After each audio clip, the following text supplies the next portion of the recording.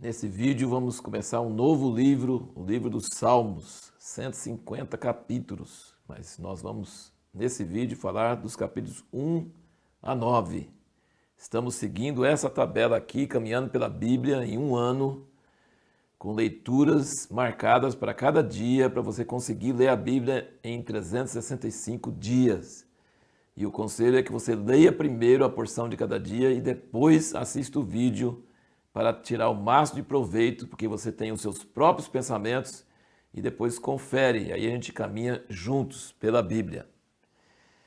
O livro dos Salmos é um livro de cânticos e de oração, adoração e intercessão, súplica. É um livro maravilhoso, é um livro que tem trazido descanso, consolo para muitas pessoas, sempre, por séculos e séculos.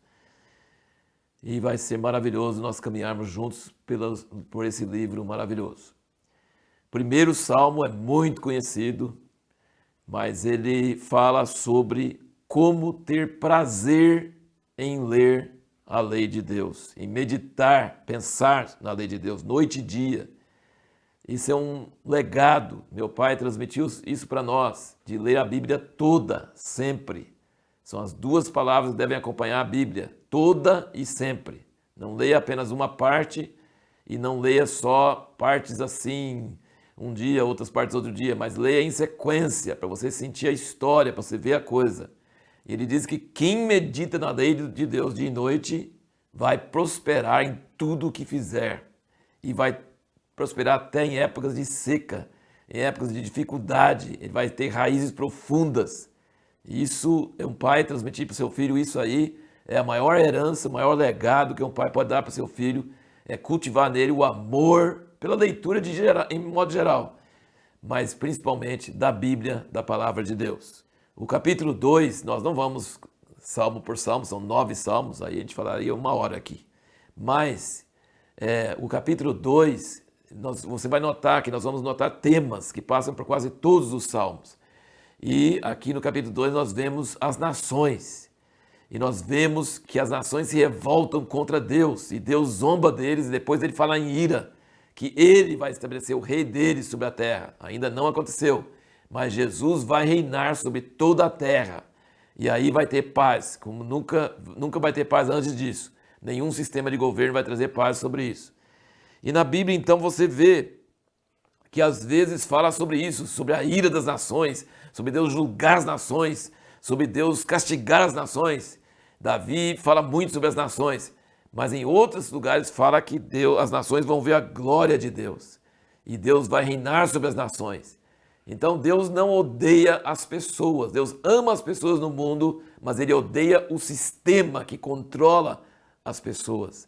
E é isso que você vai ver isso em muitos salmos, essa dualidade. Por um lado, eles estão tramando contra Deus e Deus vai abalar e julgar eles. E em outro lado, ele fala que o nome dele vai ser grande entre as nações e as nações vão subir para Jerusalém e ele vai abençoar as nações. Então, por um lado, ele vai julgar, castigar, em ira, em juízo, e em outros lugares ele fala que vai abençoar. Então, isso é maravilhoso. Mas aí você vê, aqui em todos os salmos, vai ver um outro tema que é a história pessoal de Davi, mas é a história de muitos justos desde o início. Ele não fez nada de errado para merecer juízo, ele não queria pegar o reino de Saul, ele era uma pessoa que não tinha ambição para tomar o reino de Saul de jeito nenhum, mas Saul tinha inveja, ciúme dele, porque sabia que Deus estava com ele. Então, a pessoa que tem a unção de Deus, a pessoa que tem o carisma de Deus, a bênção de Deus, a prosperidade de Deus, ele causa ciúme e inveja nos outros. Como foi o caso de José, os irmãos dele mandaram ele para o Egito e assim você vai ver muitos exemplos na Bíblia.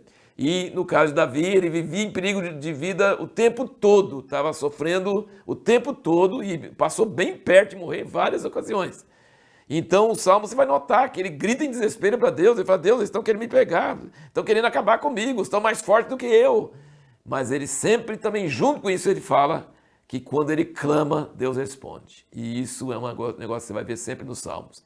Davi reclama dos seus inimigos, mas ele fala também que Deus responde quando você clama a ele.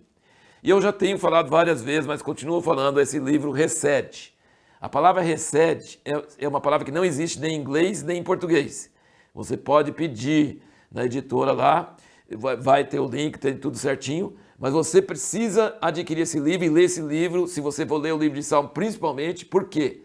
Porque recede, fala da misericórdia duradoura de Deus. Deus tem misericórdia por geração em geração para cumprir a sua palavra. Não é uma misericórdia de uma hora que está com vontade e outra hora ele não está com vontade. É uma misericórdia duradoura, faz parte da natureza de Deus. E nas nossas Bíblias é traduzida de várias maneiras, bondade, amor, benignidade, mas não traz o sentido do recede. Então eu gostaria muito que você lesse e você visse em vários lugares, vários salmos.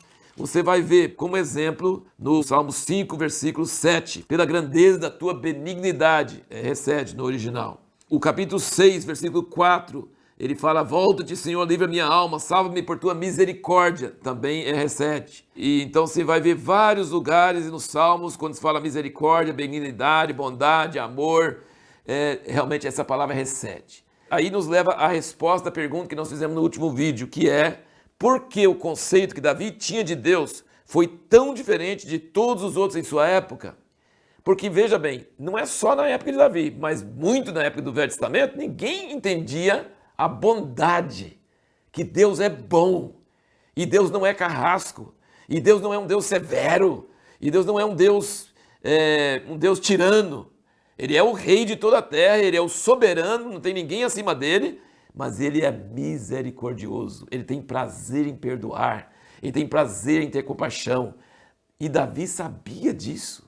É impressionante pensar sobre isso. No Velho Testamento, na lei de Moisés, na época dos sacrifícios, morte de animais, para cobrir o pecado com sangue. Mas Davi sabia que Deus era um Deus de misericórdia. E por isso que ele era um homem que orava e cantava e gostava de música, porque ele sabia que Deus é um Deus de misericórdia.